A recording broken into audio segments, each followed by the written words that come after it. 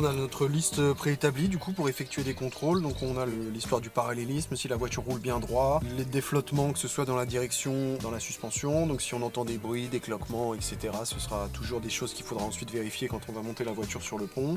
Donc des jeux dans les triangles, dans les amortisseurs, on va évaluer aussi le confort du véhicule, voir s'il est conforme à son cahier des charges. On va contrôler que le véhicule ait bien sa puissance, on jette un coup d'œil dans le rétro pour voir s'il n'y a pas de la fumée, des vibrations éventuellement à partir de 80, 100, 120 km/h. Au-delà de ça peut arriver aussi qu'on fasse des essais directement avec la valise de diagnostic branchée pour avoir les informations en direct, que ce soit du moteur ou de la boîte de vitesse ou de quoi que ce soit. Pour X raisons, tester des passages de vitesse, si la boîte répond au bon moment, on peut s'en assurer en faisant des essais. Et il y en a un qui regarde la valise, l'autre qui conduit et on peut voir si tout fonctionne bien, si l'ABS se déclenche bien à un moment, si on a des capteurs qui déconnent ou des trucs. Ça peut toujours donner des informations supplémentaires quand on a du mal à localiser des pannes.